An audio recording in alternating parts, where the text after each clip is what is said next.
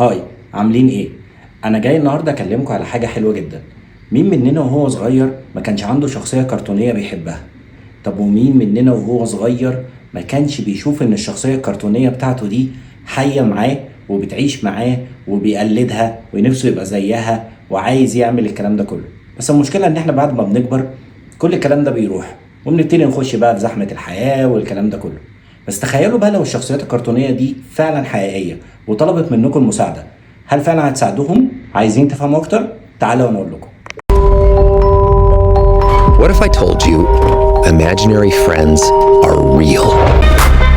Question: why did these kids forget about us in the first place? We've started a matchmaking agency to help IFs find new kids. Or we just disappear. Right, let's find these ifs and... I can help you. How? 'Cause I'm a kid. الفيلم اللي انا عايز اكلمكم عنه النهارده هو فيلم اف، اختصار لكلمة الأصدقاء الخياليين. الفيلم بيتكلم عن الطفلة بيا. طفلة كانت زي أي طفلة في الدنيا، عايشة مع باباها ومامتها، مبسوطين فرحانين، بتلعب، بتعيش طفولتها عادي خالص، لغاية ما حصلت ظروف غيرت حياتها 180 درجة. الظروف دي إن مامتها ماتت وباباها تعب ودخل المستشفى، فهي اضطرت إن هي تروح تعيش مع جدتها. وطبعا في ظروف زي كده بعد فترة بيا بتكتشف قوة خارقة عندها. القوة دي بتخليها تقدر تشوف شخصيات كرتونية على الحقيقة. ومن خلال الأحداث اتعرف بيا على كال ده هو الشخص اللي بيساعد الشخصيات الكرتونية دي إن هي تفضل موجودة في العالم ما تختفيش.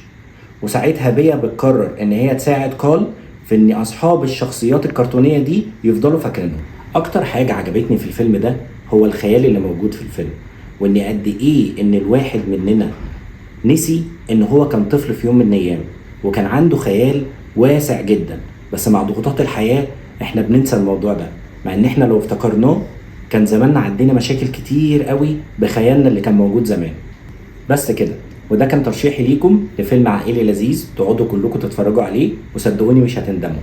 مستني رأيكم وترشيحاتكم في الكومنتس، وسلام.